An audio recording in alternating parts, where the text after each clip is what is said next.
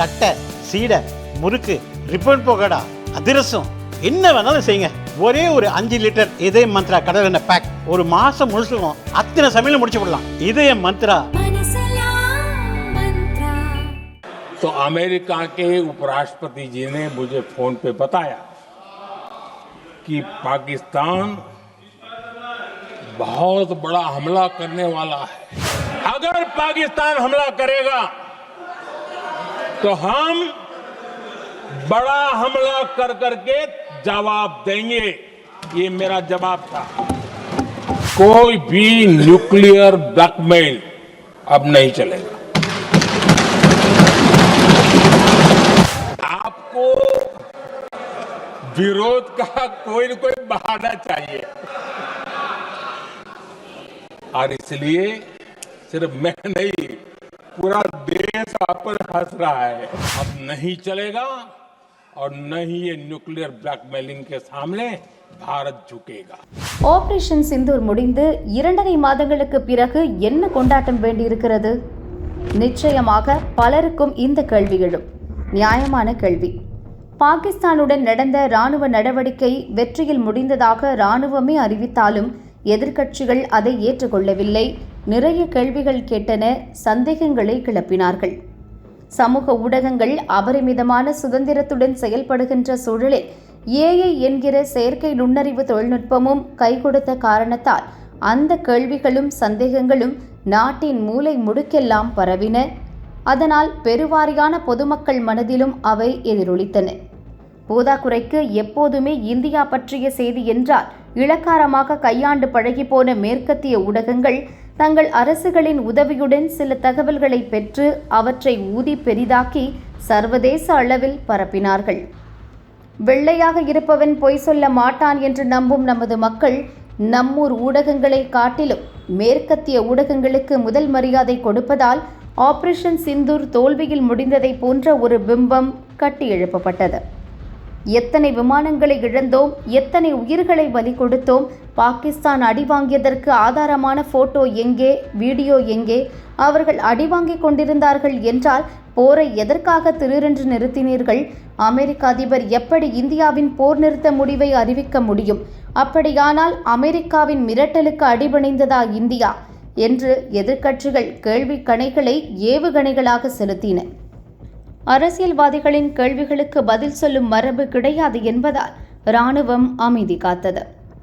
Operation Sindoor சம்பந்தமாக அரசு மறைக்கும் உண்மைகளை தெரிந்து கொள்ளும் உரிமை இந்த நாட்டு மக்களுக்கு இருக்கிறது. ஆகவே எங்களின் அத்தனை கேள்விகளுக்கும் விடையளிக்க நாடாளுமன்றத்தின் சிறப்பு கூட்டத்தை ஏற்பாடு செய்யுங்கள் என்று ஜனாதிபதியிடம் மனு சமர்ப்பிக்கும் அளவுக்கு தீவிரம் காட்டின நமது எதிர்க்கட்சிகள். இதற்கு மேலும் அமைதி காத்தால் இந்தியாவின் பெயர் ஒட்டுமொத்தமாக களங்கப்பட்டு போகும் என்று உணர்ந்த மத்திய அரசு நாடாளுமன்றத்தில் ஆபரேஷன் சிந்தூர் குறித்து 16 மணி நேரம் விவாதம் நடத்த சம்மதித்தது. எதிர்க்கட்சிகள் என்னென்ன பேச, கேட்க, விமர்சிக்க விரும்பினவோ அவை அனைத்துக்கும் நேரமளித்த பிறகு விவாதத்தை முடித்து வைத்து பிரதமர் மோடி உரை நிகழ்த்தினார். சமீபகால வரலாற்றில் ஒரு பிரதமர் இந்த அளவுக்கு விரிவான தகவல்களோடு இறந்த கால, நிகழ்கால, எதிர்கால இந்தியாவின் பரிணாமங்களை ஒப்பிட்டும் உரசி பார்த்தும் உணர்ச்சிகரமாக உரை நிகழ்த்தியதாக எவரும் பார்த்ததில்லை. ஆபரேஷன் சிந்தூர் என்றால் என்ன என்பது மட்டுமல்ல, உலக அரங்கில் இந்தியாவின் நிலை என்ன, நமது இராணுவத்தின் தரம் என்ன, மக்களின் விருப்பங்கள் என்ன, எதிர்க்கட்சிகளின் எண்ண ஓட்டம் என்ன என்று அக்குவேறு ஆணிவேராக அலசினார் பிரதமர் மோடி. போர் வேண்டாம் என்று உலக நாடுகளுக்கு போதிக்கும் இந்தியா எப்படி போரில் குதிக்க முடியும் என்று பிரதமர் கேட்டார். பாகிஸ்தானுடன் நாம் நடத்தியது போர் அல்ல, தெளிவான இலக்கு நிர்ணயிக்கப்பட்ட ஒரு மிலிட்டரி ஆபரேஷன் மட்டுமே என்பதை அவர் விளக்கினார். போரினால் ஏற்படும் அழிவும் பொருளாதார இழப்பும் நாட்டின் வளர்ச்சியை முடக்கி பல ஆண்டுகளுக்கு பின்தள்ளியிருக்கும் என்பதை அவர் சொல்லாமலேயே புரிய வைத்தார். எதற்காக சிறப்பு விவாதம் கேட்டோம் என்று எதிர்க்கட்சிகள் நொந்து போகும் அளவுக்கு இந்திய வரலாற்றின் சில இருண்ட பக்கங்களை அவர் வெளிச்சத்துக்கு எடுத்து வந்து வாசித்து காட்டினார். என்றாலும் சில தகவல்களை அவர் வெளிப்படையாக வெளியிடவில்லை. வல்லரசு நாடுகளின் சில தலைவர்கள் வாய்க்கு வந்ததை பேசும்போது அதை கண்டும் காணாதது போல் கடந்து போவதும் ராஜதந்திரம் என்பதை அவர் வேறு வார்த்தைகளால் உணர்த்தினார். சேதாரம் இல்லாமல் நகை செய்ய முடியாது என்பதைப் போல ஒரு தளவாடம் கூட இழக்காமல் போரில் வெற்றி காண முடியாது என்பதால் எத்தனை ட்ரோன், எத்தனை விமானம், எத்தனை குண்டுகள் கைவிட்டு நழுவின என்ற கணக்கையெல்லாம் அவர் வாசிக்கவில்லை. உன்னுடைய சாதனையை உலகம் பாராட்ட மறுத்தால் நீயே பாராட்டிக்கொள். ஏனென்றால் இடைவிடாத முயற்சி, திட்டமிடல், கடுமையான உழைப்பு, அபாரமான அறிவாற்றல் போன்ற உன்னதமான அம்சங்களின் சங்கமம்தான் வெற்றியும் சாதனையும். நிச்சயம் அவை பாராட்டுக்கு தகுதியானவை என்று தமிழ்வாணன் சொன்னார். இந்திய இராணுவத்தின் மகத்தான வெற்றி இது. ஒவ்வொரு இந்தியனுக்கும் இதில் பங்கு இருக்கிறது. ஆகவே இது கொண்டாட வேண்டிய சாதனை. சந்தேகங்கள், கேள்விகள் எல்லாம் மோடியின் உச்சக்கட்ட உரையில் பஸ்மமாகி போனதால் வேறுபாடுகளை ஒதுக்கி வைத்துவிட்டு ஆபரேஷன் சிந்தூரின் வெற்றியை கொண்டாடுவோம். ஏனென்றால் இது புதிய இந்தியா உதயமானதன் பிரகடனம். ஜெய்ஹிந்த். இதோ பிரதமர் மோடியின் முழு உரை.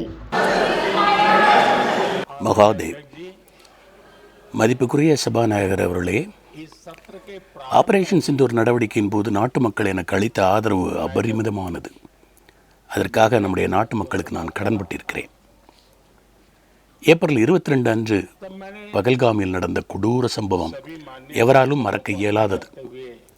பயங்கரவாதிகள் அப்பாவி மக்களை துப்பாக்கி முனையில் மண்டியிடச் செய்து அவர்களுடைய மதம் எது என்ன என்று கேட்டு அடையாளம் தெரிந்து சுட்டுக் கொன்றது மிருகத்தனத்தின் உச்சம். இது இந்தியாவை வன்முறையின் தீயில் தள்ளுவதற்காக திட்டமிட்டு எடுத்த முயற்சி. இது இந்தியாவில் கலவரங்களை தூண்டுவதற்கான ஒரு சதி. ஆனால் நம்முடைய மக்கள் தம்முடைய ஒற்றுமையால் அந்த சதியை முறியெடுத்தனர். அதற்காக இந்திய மக்களுக்கு நான் நன்றி சொல்கிறேன்.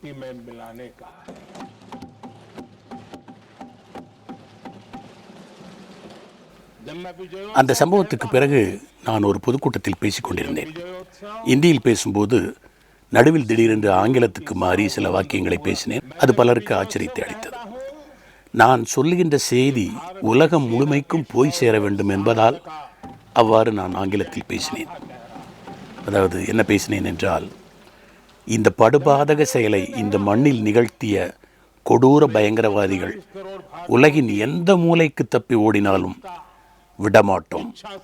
விடாமல் வேட்டையாடி அவர்கள் அத்தனை பேரையும் அழித்து ஒழித்து மண்ணோடு மண்ணாக்காமல் ஓயமாட்டேன் என்று அந்த மேடையிலே நான் சபதம் செய்தேன். கொலை செய்த பயங்கரவாதிகளை மட்டுமல்ல, பின்னால் இருந்து அவர்களுடைய மூளையாக செயல்பட்டவர்களும் தண்டனையிலிருந்து தப்ப முடியாது. அது சாதாரண தண்டனையாக இருக்காது, எவருடைய கற்பனைக்கும் எட்டாத தண்டனையாக இருக்கும் என்று அதே மேடையில் மொத்த உலகத்துக்கும் புரியும் வகையில் ஆங்கிலத்தில் பகிரங்கமாக அறிவித்தேன். பகல்காம் சம்பவம் நடந்த ஏப்ரல் 22 அன்று நான் வெளிநாட்டில் இருந்தேன். தகவல் கிடைத்தவுடனே நிகழ்ச்சிகள் அனைத்தையும் ரத்து செய்துவிட்டு உடனடியாக திரும்பி வந்தேன். வந்ததும் ஒரு கூட்டத்தை கூட்டினேன். பயங்கரவாதத்துக்கு கடுமையான பதிலடி கொடுத்தாக வேண்டும், இது நமது நாட்டு மக்களின் ஒருமித்த உணர்வு என்பதை அந்த கூட்டத்திலே நான் தெரிவித்து சில தெளிவான அறிவுரைகளை வழங்கினேன். நமது இராணுவத்தின் திறன்கள் மீது எங்களுக்கு எப்போதும் முழு நம்பிக்கை உண்டு. அவர்களுடைய திறன், அவர்களுடைய வலிமை, அவர்களின் தைரியம் மீது எங்களுக்கு நம்பிக்கை உள்ளது. ஆகவே இராணுவம் சுதந்திரமான நடவடிக்கை எடுப்பதற்கு முழு அனுமதி வழங்கப்பட்டது. எப்போது, எங்கே, எப்படி, எந்த விதமான நடவடிக்கை எடுப்பது என்பதை அவர்களே முடிவு செய்வதற்கு அனுமதி வழங்கினோம். இராணுவம் அந்த பொறுப்பை முழுவதுமாக ஏற்று பயங்கரவாதிகளுக்கு தண்டனை வழங்கியதில் நாங்கள் உள்ளபடியே பெருமை கொள்கிறோம். நமது இராணுவம் வழங்கிய தண்டனை எப்படிப்பட்டது என்றால், அதை அனுபவித்த பின்னர் இன்றைக்கு வரையிலும் அந்த பயங்கரவாத கும்பல்களின் எஜமானர்கள் தூக்கம் தொலைந்து தவித்துக் கொண்டிருக்கிறார்கள். நமது இராணுவத்தின் வெற்றியை குறித்த இந்தியாவின் கருத்தோட்டத்தை இந்த சபையின் மூலமாக நாட்டு மக்களுக்கு நான் முன்வைக்க விரும்புகிறேன். இந்த வெற்றியின் 5 முகங்கள் குறித்து மக்களுக்கு சொல்ல நான் ஆசைப்படுகிறேன். அதிலே முதல் அம்சம் என்னவென்று பார்த்தால், பகல்காம் தாக்குதலுக்கு பதிலடியாக இந்தியா பெரிய அளவில் நடவடிக்கை எடுக்கும் என்பதை பாகிஸ்தான் இராணுவம் ஏற்கனவே உணர்ந்திருந்தது. அதனால் அவர்கள் தரப்பிலிருந்து அதை தடுப்பதற்காக அணு ஆயுத தாக்குதல் பற்றிய அறிக்கைகளும் பேட்டிகளும் வரத் தொடங்கின. ஆனால் அதை பற்றியெல்லாம் கவலைப்படாமல் நம்முடைய இராணுவம் மே 6 இரவு மற்றும் மே 7 காலையில் நடவடிக்கையை மேற்கொண்டது. ஆபரேஷன் சிந்தூர். हिंसा की பாகிஸ்தானால் எதுவுமே செய்ய முடியவில்லை. வெறும் 22 நிமிடங்களில் நம்முடைய இந்திய இராணுவம் ஏப்ரல் 22க்கு பழிக்கு பழி வாங்கியது. दंगे फैलाने की ये இரண்டாவது அம்சம் என்னவென்றால், இது பாகிஸ்தானுடன் நடந்த ஒரு பெரிய போர் கிடையாது. देशवासियों का என்றாலும் இதற்கு முன்னால் போக நினைத்திராத, முயற்சி செய்திராத இடங்கள் வரையிலும் போய் பார்த்து விடுவது என்ற தெளிவுடன், ஒரு துணிவுடன் இந்தியா எடுத்த முதல் வியூகம் இதுதான். आदरणीय अध्यक्ष जी திட்டமிட்டபடி இதுவரை எட்டியும் பார்க்காத இடங்களுக்கு சென்றோம். 22 பாகிஸ்தானின் ஒவ்வொரு திசையிலும் ஒவ்வொரு மூலையிலும் இருந்த பயங்கரவாத முகாம்கள் தகர்த்து தரைமட்டமாகி புகை மண்டலமாக மாற்றப்பட்டன. समझ में आया इसलिए कुछ अंग्रेजी में भी वाक्य அங்கிருந்த பயங்கரவாத பதுங்கு குழிகள் அருகில் செல்லக்கூட யாரும் கற்பனை செய்ய முடியாது என்று ஜம்பமாக சொல்லிக் கொண்டிருந்தார்கள். हमारा संकल्प அந்த இடங்கள் எதையும் நமது இராணுவம் விட்டு வைக்கவில்லை. आतंकियों பகவல்பூர் மற்றும் முரிட்கே ஆகியவை தகர்த்து தரையோடு தரையாக ஆக்கப்பட்டன. நமது இராணுவம் பயங்கரவாத முகாம்களை துல்லியமாக குறிவைத்து தாக்கி அழித்தது. மூன்றாவது அம்சம் என்னவென்றால், பாகிஸ்தானின் அணுகுண்டு மிரட்டல் வெறும் பூச்சாண்டி என்பதை மொத்த உலகத்துக்கும் நாம் நிரூபித்து காட்டினோம். அணு ஆயுத மிரட்டல் எல்லாம் இனி எடுபடாது என்பதையும், அணு ஆயுத மிரட்டலுக்கு இந்தியா ஒருபோதும் அடிபணியாது என்பதையும் உலக அரங்கில் சந்தேகத்துக்கிடமில்லாமல் நமது இந்தியா நிரூபித்தது. நான்காவது அம்சம், இந்தியா தன்னுடைய சொந்த தொழில்நுட்ப திறனை பயன்படுத்தி பாகிஸ்தானின் நெஞ்சில் துல்லியமாக தாக்கி பெரும் பலியை ஏற்படுத்தியது. பாகிஸ்தான் விமானப்படை தளங்களுக்கு பெரும் சேதத்தை ஏற்படுத்தியது. இன்றும் கூட அவர்களுடைய பல விமானப்படை தளங்கள் தீவிர சிகிச்சை பிரிவிலே, ஐசியூவிலே இருக்கின்றன. நண்பர்களே, தொழில்நுட்பம் சார்ந்த போர்களுக்கான காலம் மலர்ந்து விட்டது. அந்த புதுவகை போர் திறமையிலும் இந்தியா முன்னணியில் நிற்பதை ஆபரேஷன் சிந்தூர் இந்த உலகத்துக்கு எடுத்துக்காட்டியிருக்கிறது. கடந்த 10 ஆண்டுகளில் நாம் செய்த முன்னேற்பாடுகளை ஒருவேளை செய்யாமல் விட்டிருந்தால் இந்த தொழில்நுட்ப போர் காலத்தில் நமக்கு எவ்வளவு பெரிய இழப்பு ஏற்பட்டிருக்கும். அதை கணக்கிட்டு பார்த்தால்தான் நம்முடைய சாதனையின் முழு பரிமாணம் புரியும். ஐந்தாவது அம்சம் என்னவென்றால், ஆபரேஷன் சிந்தூர் நடந்த போதுதான் ஆத்ம நிர்பர் பாரத் என்கிற தற்சார்பு இந்தியாவின் வலிமையை இந்த உலகம் முதல் முறையாக பார்த்தது. மேட் இன் இந்தியா ட்ரோன்கள், மேட் இன் இந்தியா ஏவுகணைகள் பாகிஸ்தானின் ஆயுத பலவீனங்களை வெளிச்சத்துக்கு கொண்டு வந்தன. இதற்கு முன்னாலும் நம்முடைய நாட்டில் பயங்கரவாத சம்பவங்கள் பல நிகழ்ந்தன. அப்போதெல்லாம் பயங்கரவாதிகளை பின்னால் இருந்து இயக்குகின்ற சூத்திரதாரிகள் கவலைப்பட்டதே கிடையாது. தங்களை எவராலும் தேடி கண்டுபிடிக்க முடியாது என்ற நம்பிக்கையில் அவர்கள் அடுத்த தாக்குதலை நடத்துவதற்கான தயாரிப்புகளில் மும்முரமாக இருந்தார்கள். நண்பர்களே, அந்த நிலைமை இப்போது மாறிவிட்டது. இப்போது ஒரே ஒரு தாக்குதல் நடந்தாலும் அதன் சூத்திரதாரி அதற்கு பிறகு தூங்க முடியாது. எங்கே ஓடி ஒளிந்தாலும் இந்தியா தேடி வந்து அடித்து தூக்கும். இது அவர்களுக்கு இப்போது நன்றாகவே தெரியும். இதுதான் இந்தியாவின் புதிய நார்மல், மாறிவிட்ட மாமூல் நிலை என்பது இப்போது ஒவ்வொரு பயங்கரவாதிக்கும் உரைக்கிறது, இந்த உலகத்துக்கும் புரிகிறது. நமது நடவடிக்கையின் நோக்கம் என்ன, நமது வீச்சு என்ன என்பதை உலகம் பார்த்தது. சிந்தூர் முதல் சிந்து நதி வரை பாகிஸ்தானுக்கு எதிராக நாம் நடவடிக்கை எடுத்துள்ளோம். இந்தியாவில் பயங்கரவாத தாக்குதல் நடத்தினால் அதை செய்தவர்கள் மட்டுமின்றி அவர்களின் பின்னால் நிற்கும் சூத்திரதாரிகளும் மிகப்பெரிய விலையை கொடுக்க வேண்டியிருக்கும் என்பதை பாகிஸ்தானுக்கு புரிய வைத்தோம். இப்போது அதற்கு புரிந்திருக்க வேண்டும்.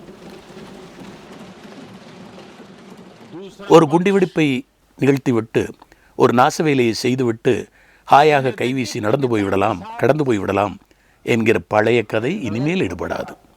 இது வேறு மாதிரி இந்தியா. ஆபரேஷன் சிந்தூர் மூலம் இந்தியா 3 சிவப்பு கோடுகளை வரைந்திருக்கிறது. முதலாவது, இந்தியா மீது பயங்கரவாத தாக்குதல் நடந்தால் நாங்கள் எங்கள் வழியில், எங்கள் விதிகளின்படி, நாங்கள் தேர்வு செய்யும் நேரத்தில் பதிலடி கொடுப்போம். சாதாரண பதிலடி அல்ல. அணுகுண்டு மிரட்டலும் இனி ஈடுபடாது. அதைத்தான் நிரூபித்து விட்டோமே. மூன்றாவது, பயங்கரவாதிகளுக்கு ஆதரவான அரசாங்கத்தையும் பயங்கரவாத கும்பல்களின் தலைவர்களையும் நாங்கள் வேறுபடுத்தி பார்க்கவே மாட்டோம். ஏனென்றால் இந்தியாவின் பார்வையில் இவர்கள் இருவருமே ஒருவர்தான். இந்த அரசின் வெளியுறவு கொள்கை குறித்து இங்கே எதிர்க்கட்சியினர் நிறையவே பேசினார்கள். ஆபரேஷன் சிந்தூருக்கு உலகளாவிய ஆதரவு இல்லையே, பல நாடுகள் ஆதரிக்கவில்லையே என்றும் கேட்டார்கள். நான் அவர்களுக்காக சில விஷயங்களை இங்கே தெளிவாக்க விரும்புகிறேன். ஆபரேஷன் சிந்தூர் விஷயத்தை பொறுத்தவரை உலகில் எந்த நாடும் இந்தியாவை தடுக்கவில்லை. ஐக்கிய நாடுகள் சபையில் உறுப்பினராக இருக்கின்ற 193 நாடுகளில் பாகிஸ்தானுக்கு ஆதரவாக வெறும் 3 நாடுகள் மட்டுமே அறிக்கை வெளியிட்டன, குரல் கொடுத்தன. வெறும் 3 நாடுகள். குவாட் ஆகட்டும், பிரிக்ஸ் ஆகட்டும், பிரான்ஸ், ரஷ்யா, ஜெர்மனி, எந்த நாட்டின் பெயரையும் சொல்லுங்கள், அவற்றில் ஒரு நாடு கூட பாகிஸ்தானுக்கு ஆதரவாக இல்லை. மாறாக உலகெங்கிலும் இருந்து இந்தியாவுக்கு ஆதரவு கிடைத்தது, உலகளாவிய ஆதரவு கிடைத்தது. உலக நாடுகளின் ஆதரவுக்கு நாம் நன்றியும் சொன்னோம். ஆனால் நண்பர்களே, என்னுடைய நாட்டின் வீரர்களுக்கு, என் இராணுவத்தின் சாகசத்துக்கு, அவர்களின் வீரத்துக்கு காங்கிரஸ் கட்சியின் ஆதரவு மட்டும் கிடைக்காமல் போனது துரதிர்ஷ்டம் அல்லாமல் வேறென்ன. ஏப்ரல் 22 தாக்குதலுக்கு பிறகு 3-4 நாட்களில் அவர்கள் எகிரி குதித்து 56 இன்ச் மார்பு எங்கே போனது, மோடி எங்கே தொலைந்து போனார், மோடி தோற்றுவிட்டார் என்றெல்லாம் பேச ஆரம்பித்தார்கள். அந்த தருணத்தை அவர்கள் நன்றாகவே ரசித்தார்கள். ஆஹா, நாம் வெற்றி பெற்று விட்டோம் என்று நினைத்தார்கள். பகல்காமில் அப்பாவி மக்கள் கொல்லப்பட்ட துயரத்தில் கூட அவர்கள் தங்கள் அரசியலை தேடினார்கள். தங்கள் சுயநல அரசியலுக்காக என்னை இலக்காக எடுத்துக்கொண்டார்கள். அதிலே எனக்கு வருத்தமில்லை. ஆனால் அவர்களுடைய அறிக்கைகள், அவருடைய அற்பத்தனம் நம்முடைய இராணுவத்தின் மன உறுதியை சீர்குலைத்தது.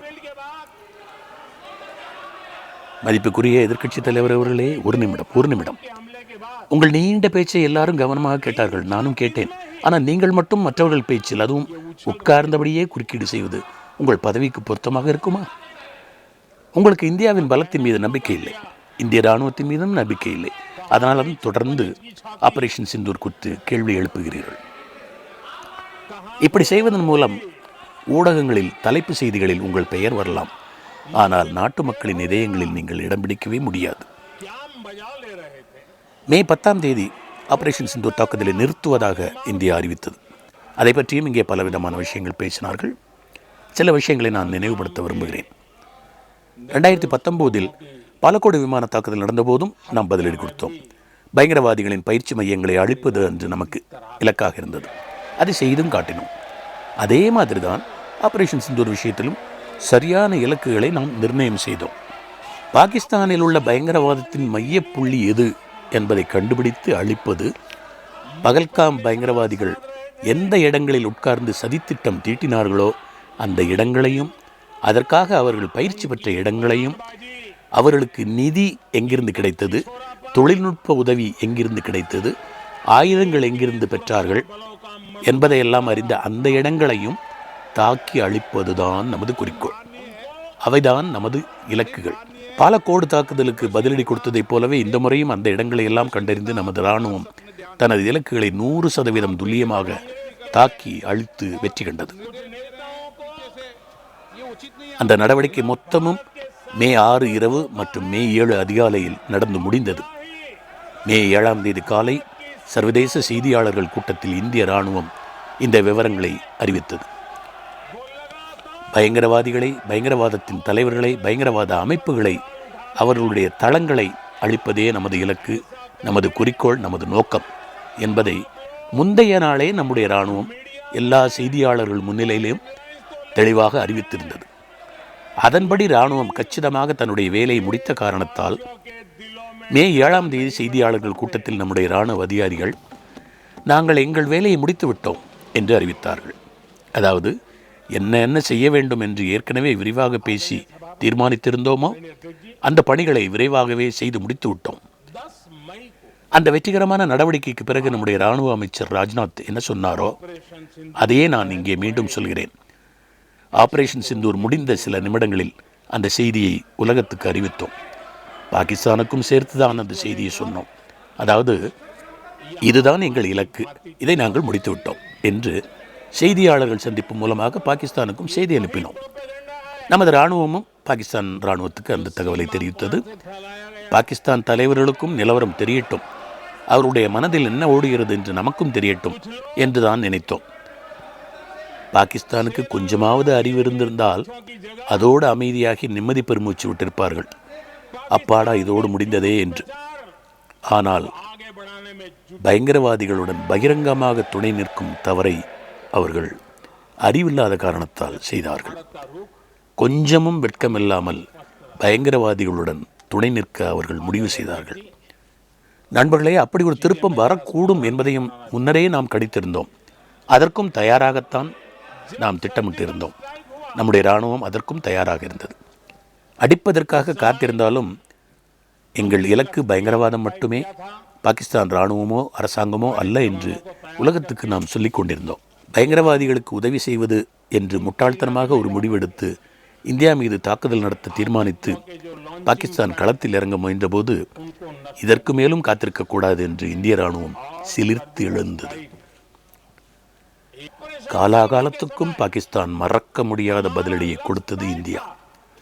மே 9 நள்ளிரவு மற்றும் மே 10 காலையில் நமது ஏவுகணைகள் பாகிஸ்தானின் ஒவ்வொரு மூலைக்கும் பறந்து சென்று பாகிஸ்தான் ஒருபோதும் கற்பனை செய்திருக்க முடியாத வகையில் கடுமையான தாக்குதலை நடத்தியது.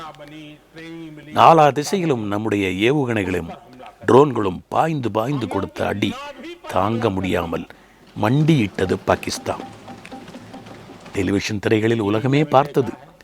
பாகிஸ்தான் மக்கள், ஓ, நான் நீச்சல் குளத்தில் குளித்துக் கொண்டிருந்தேன் என்று ஒருவர் சொன்னார். மற்றொருவர், நான் அலுவலகம் செல்ல தயாராகிக் கொண்டிருந்தேன் என்றார். நாங்கள் எதையும் யோசிப்பதற்குள் இந்தியா தாக்குதல் நடத்திவிட்டது என்றார் இன்னொருவர். இந்தியா இப்படி அதிரடியாக தாக்கும், அதுவும் பல இடங்களில் ஒரே நேரத்தில் தாக்கும் என்று பாகிஸ்தான் நினைத்திருக்கவே முடியாது. அதை அவர்கள் கற்பனை கூட செய்திருக்க மாட்டார்கள். ஏனென்றால் இதற்கு முன்னால் ஒருபோதும் அது அவ்வாறு நடந்ததில்லை. அப்போதுதான் பாகிஸ்தான் இராணுவ நடவடிக்கைகளுக்கான டைரக்டர் ஜெனரல், DGMO என்கிறோமே, அவர் டெலிஃபோனை எடுத்து நம்முடைய தளபதிக்கு ஒரு கால் போட்டார். ஐயோ, போதும், நிறுத்துங்கள் ஐயா, இந்த அடியே போதும், இதற்கு மேல் அடிதாங்க எங்களுக்கு சக்தி இல்லை என்று பாகிஸ்தான் தளபதி நம்முடைய தளபதியிடம் கெஞ்சினார். நம்மால் சொன்னார், நாங்கள் தான் முதல் நாளே சொன்னோமே, எங்கள் இலக்கு இதுதான் என்று சொல்லிவிட்டோம். அதன் பிறகு எங்களுடைய வேலை முடிந்தது என்பதையும் அறிவித்தோம். அதோடு நீங்கள் வாயை பொத்தி கொண்டு போயிருந்தால் பிரச்சனை வந்திருக்காது. மறுபடியும் பயங்கரவாதிகளுடன் கைகோர்த்து வாலாட்ட பார்த்தீர்கள், அதனால்தான் இந்த அடி என்று சொன்னார். இன்று நான் மீண்டும் சொல்கிறேன், இதுதான் இந்தியாவின் தெளிவான கொள்கை. இது நன்றாக யோசித்து ஆழ்ந்து விவாதித்து வகுக்கப்பட்ட கொள்கை, இராணுவத்துடன் சேர்ந்து பேசி நிர்ணயித்த கொள்கை. அதாவது நம்முடைய இலக்கு இன்னொரு நாடு அல்லது அதன் இராணுவம் அல்லது அதன் அரசாங்கம், அதன் மக்கள் கிடையவே கிடையாது. பயங்கரவாதம், பயங்கரவாதிகள், அவர்களுடைய வசிப்பிடங்கள், அவர்களுடைய பயிற்சி தளங்கள் மட்டுமே நம்முடைய இலக்கு. இதை முதல் நாளே செய்தியாளர்கள் கூட்டத்தில் அறிவிக்கவும் செய்திருந்தோம். பாகிஸ்தானுடன் போர் தொடுப்பதோ மேலும் மேலும் மோதலை பெரிதாக்குவதோ, அதாவது எஸ்கலேட் செய்வதோ எங்கள் எண்ணம் கிடையாது என்று சொன்னோம். எந்த இலக்கை நாம் நிர்ணயம் செய்தோமோ அதை அடைந்ததும் தாக்குதலை நிறுத்திவிட்டோம். சொல்லி அடித்தோம், செய்து முடித்தோம், அவ்வளவுதான். மீண்டும் சொல்கிறேன், சொல்லி அடித்தோம், செய்து முடித்தோம். அதன் பிறகும் அவர்கள் வாலாட்டம் முயன்றார்கள், வாளை ஒட்ட நறுக்கிவிட்டோம். நண்பர்களே, இதுதான் நடந்த கதை. யார் யாரோ இந்தியாவுக்கு அழுத்தம் கொடுத்ததால் ஆபரேஷன் சிந்தூரை நாம் நிறுத்தியதாக எதிர்க்கட்சியினர் புரளி கிளப்புகின்றனர். உலகின் எந்த நாட்டு தலைவரும் இது சம்பந்தமாக என்னிடம் பேசவும் இல்லை, இந்தியாவின் நடவடிக்கையை நிறுத்தவும் சொல்லவில்லை. மே 9 இரவு அமெரிக்க துணை அதிபர் என்னிடம் பேச முயற்சி செய்தார். 1 மணி நேரம் முயற்சி செய்து கொண்டிருந்தார். நான் இராணுவத்துடன் ஒரு கூட்டத்தில் இருந்ததால் அவருடைய அழைப்பை ஏற்கவில்லை. கூட்டம் முடிந்த பிறகு அவரை அழைத்தேன். நண்பரை, 3-4 முறை உங்கள் கால் வந்தது, என்ன விஷயம் என்று கேட்டேன். இந்தியா மீது மிகப்பெரிய தாக்குதலை பாகிஸ்தான் நடத்தப் போவதாக எங்களுக்கு தகவல் கிடைத்திருக்கிறது என்று அவர் என்னிடம் சொன்னார். ஓ, அப்படியா? பாகிஸ்தானின் நோக்கம் அதுவாக இருந்தால் அதற்கு அவர்கள் மிகப்பெரிய விலை கொடுக்க வேண்டியிருக்கும் என்று நான் பதில் சொன்னேன். அமெரிக்காவிடம் இந்தியா சொன்ன பதில் இதுதான். புரிந்து கொள்ள மறுப்பவர்களுக்கு இந்த பதில் புரியவே புரியாது. அப்படி இன்னொரு வாக்கியமும் அமெரிக்க துணை அதிபரிடம் நான் சொன்னேன். We will answer bullets with bombs என்று சொன்னேன். துப்பாக்கி ரவைகளுக்கு வெடிகுண்டுகளால் பதில் சொல்வோம் என்று சொன்னேன். இது நடந்தது மே 9ஆம் தேதி இரவு. அதே இரவில் தொடங்கி மறுநாள் அதிகாலைக்குள் நம்முடைய இராணுவம் பாகிஸ்தானின் இராணுவ சக்தியை துவம்சம் செய்தது. இன்று வரை அவர்களால் எழுந்திருக்க முடியவில்லை. இதுதான் எங்கள் மன உறுதி. இன்று பாகிஸ்தானுக்கும் இது புரிந்திருக்கும். இன்றைய இந்தியா மிகவும் வலிமையானது. நாம் அடிக்க முயன்றால் 1க்கு 10 திரும்ப பெற நேரிடும். எதிர்காலத்தில் இதுபோன்ற நிலைமை உருவானால் இன்னும் எத்தனையோ மடங்கு அதிகமாக இந்தியாவின் சீற்றத்தை நாம் எதிர்கொள்ள நேரிடும் என்று நிச்சயமாக இப்போது பாகிஸ்தான் புரிந்து கொண்டிருக்கும். ஆகையால் ஜனநாயகத்தின் கோயிலான இந்த சபையில் மீண்டும் நான் வலியுறுத்தி சொல்கிறேன், ஆபரேஷன் சிந்தூர் முடியவில்லை, தொடர்கிறது. பாகிஸ்தான் ஏதாவது ஒரு அசட்டு துணிச்சலில் மறுபடியும் நம்மிடம் வம்புக்கு வந்தால் கடுமையான பதிலடி கொடுப்போம். இன்றைய இந்தியா தன்னம்பிக்கை நிறைந்த நாடு. இன்றைய இந்தியா தற்சார்பு மந்திரத்தை ஏற்றுக்கொண்டு முழு பலத்துடன் வேகமாக முன்னேறி கொண்டிருக்கிறது. நாடு தற்சார்பு அடைவதை மக்கள் பார்த்து கொண்டிருக்கிறார்கள். அதே சமயம் நம்முடைய காங்கிரஸ் கட்சி குரல் கொடுப்பதற்கு பிரச்சனைகள் கிடைக்காமல் அதற்காக பாகிஸ்தானை சார்ந்திருக்க தொடங்கிவிட்டதையும் பார்த்து கொண்டிருக்கிறார்கள் மக்கள். காங்கிரஸ் நண்பர்களே, ஏன் கூச்சல் போடுகிறீர்கள்? நீங்கள் பேசுவதை நான் நாள் முழுவதும் கேட்டுக்கொண்டிருந்தேன். என்னுடைய பேச்சை கேட்க உங்களுக்கு ஏன் பொறுமை இல்லை? 16 மணி நேரமாக நடந்து வரும் விவாதம்.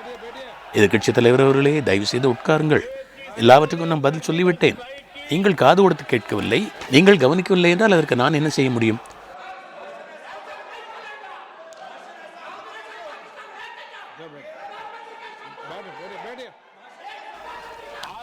நண்பர்களே, துரதிருஷ்டவசமாக காங்கிரஸ் கட்சி பாகிஸ்தானில் இருந்து பிரச்சனைகளை இறக்குமதி செய்ய வேண்டியிருக்கிறது. இன்றைய போரில் தகவல்களும் செய்திகளும் மிக முக்கியமான பங்காற்றுகின்றன. இராணுவத்தின் மன உறுதியை குலைப்பதற்காக செயற்கை நுண்ணறிவை, ஆர்டிஃபிஷியல் இன்டெலிஜென்ஸ் பயன்படுத்தி கட்டுக்கதைகளை உருவாக்கி விளையாட்டு காட்டுகிறார்கள். பேச்சால், எழுத்தால், காட்சிகளால் எதிரி நாட்டு மக்களிடம் நம்பிக்கையின்மையை உருவாக்குகிறார்கள். துரதிருஷ்டவசமாக காங்கிரசும் அதன் கூட்டாளிகளும் பாகிஸ்தானின் அத்தகைய சூழ்ச்சிகளுக்கு செய்தி தொடர்பாளர்களாக மாறிவிட்டார்கள். நமது இராணுவம் சர்ஜிக்கல் ஸ்ட்ரைக்கை வெற்றிகரமாக நடத்தியது. உடனே காங்கிரஸ் கட்சியினர் இராணுவத்திடம் ஆதாரம் கேட்டார்கள். ஆனால் நாட்டின் மனநிலை, மக்களின் போக்கை பார்த்ததும் அவர்களுடைய குரல்கள் மாறத் தொடங்கின. சர்ஜிக்கல் ஸ்ட்ரைக் என்ன பெரிய விஷயம், நாங்கள் கூட செய்திருக்கிறோம் என்றார்கள். ஒருவர் 3 சர்ஜிக்கல் ஸ்ட்ரைக் செய்ததாக சொன்னார். இன்னொருவர் 6 சர்ஜிக்கல் ஸ்ட்ரைக் செய்ததாக சொன்னார். மூன்றாவதாக ஒருத்தர் 15 செய்தோம் என்று சொன்னார். அதாவது தலைவர் எவ்வளவு பெரியவரோ அந்த அளவுக்கு எண்ணிக்கையும் பெரிதாகி ஓடிக்கொண்டிருந்தது. அதற்கு பிறகு இராணுவம் பாலக்கோட்டில் விமான தாக்குதல் நடத்தியது. அதுவும் அட்டகாசமாக நடந்து முடிந்ததால் விமான தாக்குதல் பற்றி எதிர்க்கட்சிகளால் எதுவுமே சொல்ல முடியவில்லை, விமர்சனம் செய்ய முடியவில்லை. நாங்களும் தான் செய்தோம் என்று சொல்ல முடியவில்லை. ஆனால் அப்போது அவர்கள் புத்திசாலித்தனமாக வேறு ரூட்டுக்கு மாறினார்கள். ஃபோட்டோ எங்கே காட்டுங்கள் பார்ப்போம் என்று கேட்க ஆரம்பித்தார்கள். தாக்குதல் உண்மையில் நடந்ததா? ஃபோட்டோ காட்டுங்கள். குண்டு எங்கே விழுந்தது? என்ன உடைந்தது? எவ்வளவு தகர்ந்தது? கட்டடத்தில் எத்தனை பேர் இறந்தார்கள் என்று கேட்டுக்கொண்டே இருந்தார்கள். என்ன இதில் வேடிக்கை என்றால், பாகிஸ்தானும் இதே கேள்விகளைத்தான் கேட்டது. நம்முடைய விமானப்படை பைலட் அபிநந்தன் பாகிஸ்தான் படைகளிடம் சிக்கிய போது பாகிஸ்தானில் மகிழ்ச்சியான ஒரு சூழல் நிலவியது. அது இயல்புதானே. இந்திய இராணுவத்தின் ஒரு பைலட் அவர்களுடைய கையில் சிக்கினால் மகிழாமல் என்ன செய்வார்கள்? ஆனால் இங்கேயும் சிலர் இருந்தார்கள். வசமாக சிக்கினார் மோடி. அபிநந்தன் அங்கே இருக்கிறார். மோடி அவரை அழைத்து வரட்டும், பார்ப்போம் என்ன செய்கிறார் என்று பார்ப்போம் என்று காதோடு காது வைத்து பேசினார்கள். நாம் அபிநந்தனை மீட்டு அழைத்து வந்தோம். ஒரு விரல் கூட அவர் மீது படவில்லை. இதை பார்த்ததும் எதிர்க்கட்சிகளின் வாய்கள் அடைபட்டு விட்டன. அடடே, இந்த ஆள் அதிர்ஷ்டசாலி, ஒரு ஆயுதம் நம்முடைய கையை விட்டு போய்விட்டதே என்று அங்கலாய்த்தார்கள். பகல்காம் தாக்குதலுக்கு பிறகு நமது எல்லை பாதுகாப்பு படை வீரர் ஒருவர் பாகிஸ்தான் பிடியில் சிக்கிய போது, ஆஹா, அடுத்து ஒரு பெரிய பிரச்சனை கையில் கிடைத்தது, இப்போது மோடி சிக்கப் போகிறார் என்று நினைத்தார்கள். சமூக ஊடகங்களில் பல கதைகளை பரப்பினார்கள். BSF வீரருக்கு என்ன ஆகும்? அவருடைய குடும்பத்தின் கதி என்ன? அவர் திரும்புவாரா மாட்டாரா? எப்போது திரும்புவார்? எப்படி திரும்புவார் என்று கதை கதையாக பரப்பினார்கள். அந்த பிஎஸ்எஃப் வீரரும் கண்ணியத்தோடும் கௌரவத்தோடும் வீடு திரும்பினார். பயங்கரவாதிகள் அதை பார்த்து அழுதார்கள். பயங்கரவாதிகளின் தலைவர்கள் அழுது புலம்பினார்கள். அவர்கள் அழுவதை பார்த்து இங்கேயும் சிலர் அழ ஆரம்பித்தார்கள். சர்ஜிக்கல் ஸ்ட்ரைக் நடந்தபோது அவர்கள் ஒரு கேம் ஆட முயற்சி செய்தார்கள். ஆனால் அது எடுபடவில்லை. விமான தாக்குதல் நடந்தபோது மற்றொரு கேம் ஆட முயற்சி செய்தார்கள். அதுவும் எடுபடவில்லை. ஆபரேஷன் சிந்தூர் நடந்தபோது அவர்கள் புதிய தந்திரத்தை கையில் எடுத்தார்கள். போரை ஏன் நிறுத்திவிட்டீர்கள், ஆபரேஷனை ஏன் நிறுத்திவிட்டீர்கள் என்று கேட்கிறார்கள். முன்பெல்லாம் அவர்கள் நமது எதிரியை மனச்சோர்விலிருந்து விடுவிக்க விரும்பினார்கள். இப்போது ஏன் நிறுத்திவிட்டீர்கள் என்று நம்மை கேட்கிறார்கள். வாய்ச்சொல் வீரர்களே, நீங்கள் வாழ்க. என்னை எதிர்ப்பதற்கு உங்களுக்கு ஒரு காரணம் தேவை. அது தவிர உங்களுக்கு வேறு வேலையும் இல்லை. இதனால்தான் நான் மட்டுமல்ல, இந்த நாடே உங்களை பார்த்து சிரிக்கிறது. இராணுவ எதிர்ப்பு, இராணுவத்தின் மீது எதிர்மறை எண்ணம் என்பது காங்கிரசினுடைய பழைய நிலைப்பாடு, காலங்காலமாக இருந்து வரும் நிலைப்பாடு. நாடு சமீபத்தில் கார்கில் விஜய் திவஸ், கார்கில் வெற்றி தினம் கொண்டாடியது. ஆனால் காங்கிரஸ் ஆட்சி செய்த போதும் சரி, இப்போதும் சரி, கார்கில் வெற்றியை கொண்டாடியதே கிடையாது. அதை அவர்கள் அங்கீகாரம் செய்யக்கூட முன்வரவில்லை. வரலாறு இதற்கு சாட்சி. டோக்லாமில் நம்முடைய இராணுவத்தின் வீரம் வெளிப்பட்ட போது காங்கிரஸ் தலைவர்கள் ரகசியமாக யாரிடமிருந்து குறிப்புகளை பெற்றார்கள் என்பது இப்போது உலகத்துக்கு தெரிந்துவிட்டது. பாகிஸ்தான் வெளியிட்ட அறிக்கைகளையும் இங்கு நம்மை எதிர்க்கக்கூடிய கட்சியை சேர்ந்தவர்கள் வெளியிட்ட அறிக்கைகளையும் எடுத்து ஒப்பிட்டு பாருங்கள். வரிக்கு வரி, காமா முற்றுப்புள்ளி வரை அப்படியே பொருந்திருக்கும். இதை என்னவென்று சொல்வது? காங்கிரஸ் எப்போது என்ன பேசினாலும் அது பாகிஸ்தானின் குரலை எதிரொலிப்பதாகவே இருக்கிறது. பாகிஸ்தான் மீது எந்த தவறும் கிடையாது என்று காங்கிரஸ் சான்றிதழ் கொடுத்த போது ஒட்டுமொத்த நாடும் அதிர்ந்து போனது. மக்கள் திகைத்து நிற்கிறார்கள். நாட்டுக்கே எதிரான அவர்களுடைய இந்த துணிச்சல் இன்று வரை மாறவில்லை. அதனால்தான் பகல்காம் பயங்கரவாதிகள் பாகிஸ்தானை சேர்ந்தவர்கள் என்பதற்கு ஆதாரம் எங்கே என்று கேட்கிறார் அந்த கட்சியினுடைய மூத்த தலைவர். இது என்ன கூத்து? காங்கிரஸ் கேட்பதைத்தான் பாகிஸ்தானும் கேட்கிறது. இன்று ஆதாரங்களுக்கு குறைவில்லாத போதும், எல்லாமே கண்களுக்கு தெளிவாக தெரியும் போதும் இவர்கள் இப்படி கேட்கிறார்கள் என்றால், ஆதாரமே இல்லாமல் இருந்தால் என்ன செய்திருப்பார்கள், என்ன கேட்டிருப்பார்கள்? கற்பனை செய்யக்கூட என்னால் முடியவில்லை. ஆபரேஷன் சிந்தூர் நடவடிக்கையின் ஒரு பகுதி குறித்து அதிகம் பேசப்படுகிறது. ஆனால் நாட்டுக்கு பெருமை சேர்க்கும் தருணங்களும் நமது இராணுவம் மற்றும் மக்களின் வலிமை குறித்த வெளிப்பாடுகளும் இதில் அடங்கியுள்ளன. அவற்றின் மீதும் கவனம் செலுத்த வேண்டியது அவசியம் நண்பர்களே. உதாரணமாக, இன்று நம்முடைய வான் பாதுகாப்பு அமைப்பு குறித்து உலக அளவில் பிரமிப்புடன் பேசப்படுகிறது.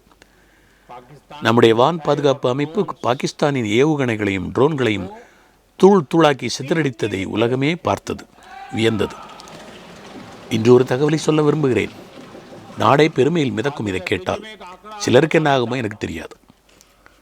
மே 9 அன்று பாகிஸ்தான் சுமார் 1000 ஏவுகணைகள் மற்றும் 1000 தாங்கிய ட்ரோன்களை அனுப்பி இந்தியா மீது பெரிய தாக்குதலை நடத்த முயன்றது. அந்த ஏவுகணைகள் மட்டும் இந்தியாவின் எந்த பகுதியில் விழுந்திருந்தாலும் அதனால் பெரும் அழிவு ஏற்பட்டிருக்கும். ஆனால் இந்தியா அந்த 1000 ஏவுகணைகளையும் ட்ரோன்களையும் வானத்திலேயே எதிர்கொண்டு தகர்த்து தூளாக்கியது. நாட்டின் ஒவ்வொரு குடிமகனும் இதை கேட்டு புலகாங்கிதம் அடைவார். ஆனால் காங்கிரஸ்காரர்கள் வேறு செய்திக்காக காத்திருக்கிறார்கள். ஏதாவது தவறு நடக்காமலா போய்விடும், எதிலாவது சிக்கி மோடி சாகத்தான் போகிறார் என்று மிகுந்த நம்பிக்கையோடு அவர்கள் காத்திருக்கிறார்கள். ஆதம்பூர் விமான தளம் மீது பாகிஸ்தான் தாக்குதல் நடத்தியதாக அந்த நாடு பொய் பிரச்சாரம் செய்தது. பல நாடுகளையும் செய்தி தளங்களையும் பயன்படுத்தி அந்த பொய்யை விற்பனை செய்ய தலைகளாக நின்றது. நான் மறுநாளே ஆதம்பூருக்கு சென்றேன். அங்கே எந்த சேதமும் இல்லை, எந்த தாக்குதலும் நடக்கவில்லை என்பதை ஆதாரபூர்வமாக வீடியோ காட்டி அவர்களுடைய பொய்யை அம்பலமாக்கினேன். அப்போதுதான் அவர்களுக்கு புரிந்தது இந்த பொய்யும் எடுபடாது என்று. இங்கே சிறு கட்சிகள் இருக்கின்றன, அவற்றின் நண்பர்கள் இருக்கிறார்கள், அரசியலுக்கு புதியவர்கள். ஆட்சி செய்யும் வாய்ப்பு அவர்களுக்கு இதுவரை கிடைக்கவில்லை. அவர்களிடமிருந்து சில விஷயங்கள் வருவது எனக்கு புரிகிறது. அவர்கள் ஏன் அப்படி பேசுகிறார்கள் என்று தெரிகிறது. ஆனால் காங்கிரஸ் கட்சி இந்த நாட்டில் நீண்ட காலமாக ஆட்சி செய்து வந்துள்ளது. அவர்களுக்கு ஆட்சி அமைப்புகள் பற்றி முழுமையாக தெரியும், நல்ல அனுபவம் உள்ளது. ஆனாலும் நம்முடைய வெளியுறவு அமைச்சகம் உடனடியாக பதிலளித்த போதிலும் அதை ஏற்க முடியாது என்று மறுக்கிறார்கள். நம்முடைய வெளியுறவு அமைச்சர் மீண்டும் மீண்டும் பதிலளித்தும் பேட்டிகள் கொடுத்தும் அறிக்கை விட்டும் காங்கிரஸ் தலைவர்கள் அவர் சொல்வதை எதையுமே ஏற்க மறுக்கிறார்கள். அவரை மட்டுமல்ல, உள்துறை அமைச்சர், இராணுவ அமைச்சர் என்று யாரையுமே அவர்கள் நம்பவில்லை. இத்தனை ஆண்டுகளாக இந்த நாட்டை ஆட்சி செய்தவர்களுக்கு நாட்டின் அமைப்புகள் மீது நம்பிக்கை இல்லை என்றால் அவர்களுக்கு உண்மையில் என்னதான் ஆகிவிட்டது என்ற கேள்வி என் மனதில் எழுகிறது. இப்போது காங்கிரசின் நம்பிக்கைகள் பாகிஸ்தானின் ரிமோட் கண்ட்ரோல் மூலமாக உருவாக்கப்படுகிறது அல்லது மாற்றப்படுகிறது. இதனால் எதிர்க்கட்சியின் நோக்கங்கள் மற்றும் நடவடிக்கைகள் கேள்விக்குறியாகின்றன. காங்கிரசின் புத்தம் புதிய உறுப்பினர் ஒருவர், புது உறுப்பினர் என்பதால் அவரை மன்னிக்க வேண்டும், அவரை குற்றம் சொல்லக்கூடாது. ஆனால் அவருக்கு பேச்சு எழுதி கொடுத்து சபையில் பேச வைக்கும் தலைவர்களுக்கே துணிச்சல் இல்லாமல் தான் அவரை பேச வைக்கிறார்கள். அவர் சொல்கிறார், ஆபரேஷன் சிந்தூர் ஒரு கேலிக்கூத்து, மோடி தன்னுடைய புகழை காப்பாற்றிக் கொள்வதற்காக நடத்திய கண்காட்சி என்று. என்ன கொடுமை பார்த்தீர்களா? பயங்கரவாதிகள் கொலை செய்த 26 அப்பாவி மக்களின் நினைவுகள் மீது ஆசிட் ஊற்றும் கொடுஞ்செயல் அல்லவா இந்த பழி? பகல்காம் தாக்குதல் நடத்திய கொலைகாரர்கள் நேற்று நமது இராணுவத்தால் ஆபரேஷன் மகாதேவ் என்ற நடவடிக்கையின் கீழ் அளிக்கப்பட்டார்கள். அதை கூட கேலி செய்து இங்கே கேட்ட கேள்வி எனக்கு ஆச்சரியத்தை ஏற்படுத்தியது. ஆபரேஷன் மகாதேவ் ஏன் நேற்று மட்டுமே நடந்தது? இதுவரை என்ன செய்து கொண்டிருந்தது இராணுவம் என்றெல்லாம் கேட்கிறார்கள். எனக்கு புரியவில்லை, என்ன ஆயிற்று இவர்களுக்கு? ஆடி மாத நல்ல நாள் பார்த்து சுட்டுக் கொண்டார்களா என்று கேட்கிறார்கள். இவர்களுக்கு என்ன ஆனது கடவுளை? இந்த அளவுக்கு விரக்தி மற்றும் ஏமாற்றம் ஏன் வந்தது? பல வாரங்களாக சிந்தூர் எல்லாம் சரிதான், பகல்காம் பயங்கரவாதிகளுக்கு என்ன ஆனது? அவர்கள் எங்கே ஓடிப்போனார்கள்? அவர்களை ஏன் பிடிக்கவில்லை என்று கேட்டவர்கள் அந்த ஆசாமிகளை நேற்று இராணுவம் சுட்டுக் கொன்ற உடனே இத்தனை நாளாக இல்லாமல் ஏன் நேற்று நடந்தது என்று கேட்கிறார்கள். நமது சாஸ்திரங்களில் ஒரு விஷயம் சொல்லப்பட்டுள்ளது, சாஸ்திர ரட்சதே ராஷ்டிரே சாஸ்திர சர்ச்சா பிரவர்த்ததே. அதாவது ஒரு தேசம் ஆயுதங்களால் பாதுகாக்கப்படும் போதுதான் அங்கே அறிவுபூர்வமான விவாதங்கள் நடக்க முடியும். எல்லையில் படைகள் வலிமையாக இருந்தால்தான் ஜனநாயகம் செழிக்கும். கடந்த 10 ஆண்டுகளில் இந்தியாவின் இராணுவத்தை வலுப்படுத்தியதற்கு ஆபரேஷன் சிந்தூர் ஒரு நேரடி சான்றாகும். இது தானாக நடக்கவில்லை. காங்கிரஸ் ஆட்சியின் போது படைகளை தற்சார்பு அடைய செய்வது பற்றி சிந்திக்க கூட இல்லை. இன்றும் கூட தற்சார்பு அல்லது ஆத்ம நிர்பர் என்ற வார்த்தையை சொல்லும்போது காங்கிரஸ்காரர்கள் கேலி செய்கிறார்கள். இது மகாத்மா காந்தியிடமிருந்து வந்த வார்த்தை என்பது அவர்களுக்கு தெரியுமோ தெரியாதோ? ஒவ்வொரு இராணுவ ஒப்பந்தத்திலும் எவ்வளவு சுருட்டலாம் என்று காங்கிரஸ் தன்னுடைய வாய்ப்புகளை தேடிக்கொண்டிருந்தது. சிறு ஆயுதங்களுக்காக கூட வெளிநாடுகளை சார்ந்திருப்பது அவர்களுடைய வழக்கம். குண்டு துளைக்காத ஆடை, இரவு பார்வை கேமரா, இதெல்லாம் கூட நாம தயாரிக்கவில்லை அவர்கள் ஆட்சியில். அந்த ஊழல்களின் பட்டியல் நீளமானது நண்பர்களே. வெறும் ஜீப்பில் தொடங்கி போஃபஸ் பீரங்கி, ஹெலிகாப்டர் என்று அதில் ஏராளம் இருக்கிறது. நவீன ஆயுதங்களுக்காக பல தசாப்தங்களாக நமது இராணுவம் காத்திருக்க வேண்டியிருந்தது. சுதந்திரத்திற்கு முன்பே ஆயுத உற்பத்தியில் இந்தியாவுக்கு நல்ல பெயர் இருந்தது. துப்பாக்கி குண்டுகள் எல்லாம் வருவதற்கு முன்னால் வாள் ஏந்தி சண்டையிட்ட காலத்தில் கூட இந்தியாவின் வாள் சிறந்ததாக மதிக்கப்பட்டது உலகத்தில். இராணுவ தளவாடங்கள் தயாரிப்பில் மன்னர்கள் காலத்திலேயே நாம் முன்னணியில் இருந்தோம். ஆனால் சுதந்திரம் பெற்ற பிறகு நம்முடைய வலுவான இராணுவ தளவாட உற்பத்தி பரப்பு திட்டமிட்டு அழிக்கப்பட்டது, பலவீனப்படுத்தப்பட்டது. ஆராய்ச்சி மற்றும் உற்பத்திக்கு வழிகள் அடைக்கப்பட்டன. அதே வழியில் சென்றிருந்தால் 21ஆம் நூற்றாண்டில் ஆபரேஷன் சிந்தூர் குறித்து இந்தியாவில் சிந்தித்து கூட இருக்க முடியாது. அந்த நிலையில்தான் அவர்கள் நம்முடைய நாட்டை வைத்திருந்தார்கள். எதிரி மீது ஒரு நடவடிக்கை எடுக்க வேண்டிய அவசியம் ஏற்பட்டால் ஆயுதங்கள் எங்கே கிடைக்கும், சாதனங்கள் எங்கே வாங்கலாம், வெடிமருந்து எங்கே தருவார்கள், சரியான நேரத்தில் கிடைக்குமா கிடைக்காதா, இடையில் நிறுத்தாமல் தருவார்களா என்று எப்போதும் ஒரு பதற்றம் இருந்து கொண்டே இருக்கும். கடந்த 10 ஆண்டுகளில் மேக் இன் இந்தியா ஆயுதங்கள் இராணுவத்துக்கு கிடைத்தன. சிந்தூர், ஆபரேஷன் சிந்தூரில் அவை தீர்க்கமான பங்கு வகித்தன. 10 ஆண்டுக்கு முன்பு எங்கள் நாடு சக்தி வாய்ந்த தற்சார்புள்ள நவீன நாடாக மாற வேண்டும் என்று இந்திய மக்கள் சபதம் எடுத்தார்கள். இந்த ஆட்சியை ஏற்படுத்தி கொடுத்தார்கள். ஒவ்வொரு துறையிலும் எங்கள் ஆட்சியில் உறுதியான நடவடிக்கைகள் எடுக்கப்பட்டன. தொடர்ச்சியான சீர்திருத்தங்கள் செய்யப்பட்டன. சுதந்திரம் அடைந்த பிறகு முதல் முறையாக இவையெல்லாம் நடந்தன. இராணுவ தளவாட உற்பத்தி நிறுவனங்களில் நாங்கள் சீர்திருத்தம் செய்தபோது ஆரம்பத்தில் அங்கு தீ வைப்பது, போராட்டம் நடத்துவது, வேலை நிறுத்தம் செய்வது போன்ற சித்து விளையாட்டுகள் நடந்தன. ஆனால் தேச நலனை முதன்மையாக கருதி நமது இராணுவத்துறையினர் சீர்திருத்தத்தை மனமுவந்து ஏற்றுக்கொண்டார்கள். அவர்கள் இதன் மூலமாக உற்பத்தி திறன் மிக்கவர்களாகவும் மாறிவிட்டார்கள். அது மட்டுமல்ல, தனியார் துறைக்கும் நாங்கள் இராணுவத்துறையின் கதவுகளை திறந்துவிட்டோம். இன்று இந்தியாவின் தனியார் துறை முன்னேறி வருகிறது வேகமாக. பாதுகாப்புத் துறையில் நம்முடைய 27 முதல் 30 வயதுடைய இளைஞர்கள், 2ஆம் மற்றும் 3ஆம் நிலை நகரங்களின் இளைஞர்கள், பல இடங்களில் பெண்கள் கூட ஸ்டார்ட் அப்புகளுக்கு தலைமை தாங்குகிறார்கள். பாதுகாப்புத் துறையில் நூற்றுக்கணக்கான ஸ்டார்ட் அப்புகள் செயல்படுகின்றன. நமது நாட்டில் நடக்கும் ட்ரோன் உற்பத்தியில் 30 to 35 வயது உள்ளவர்கள் ஈடுபட்டிருக்கிறார்கள். ஆபரேஷன் சிந்தூரில் அவர்களும் பங்களிப்பு செய்துள்ளார்கள். அனைவருக்கும் உறுதியளிக்கிறேன், முன்னேறுங்கள் தோழர்களே. இனி இந்த நாடு நிற்காது. பாதுகாப்புத் துறையில் மேக் இன் இந்தியா என்பது வெறும் முழக்கம் அல்ல. அதற்காக பட்ஜெட் கொள்கையில் மாற்றங்களை செய்துள்ளோம். 10 ஆண்டுகளில் நம்முடைய இராணுவ பட்ஜெட் 3 மடங்கு உயர்ந்துள்ளது. உற்பத்தி 250% அதிகரித்துள்ளது. ஏற்றுமதி 30 மடங்கு உயர்ந்துள்ளது.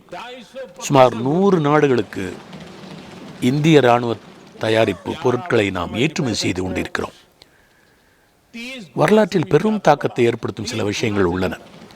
ஆபரேஷன் சிந்தூர் உலக பாதுகாப்பு சந்தையில் இந்தியாவின் கொடியை, மூவண்ண கொடியை ஏற்றியிருக்கிறது.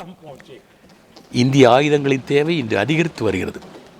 இது இந்தியாவில் மற்ற தொழில்களுக்கும் வலிமை சேர்க்கும். நமது இளைஞர்களுக்கு வேலை வாய்ப்புகளை வழங்கும். நமது இளைஞர்கள் தாங்களே உருவாக்கிய பொருட்களை கொண்டு உலகில் தங்கள் வலிமையை வெளிப்படுத்த முடியும். எனக்கு ஆச்சரியமாக இருக்கிறது. சிலருக்கு இன்றும் கூட கஷ்டமாக இருக்கிறது. தங்கள் புதையல் கொள்ளையடிக்கப்பட்டது போல புலம்புகிறார்கள். இது என்ன மாதிரி மனநிலை? நாடு இத்தகைய மக்களை அடையாளம் காண வேண்டும்.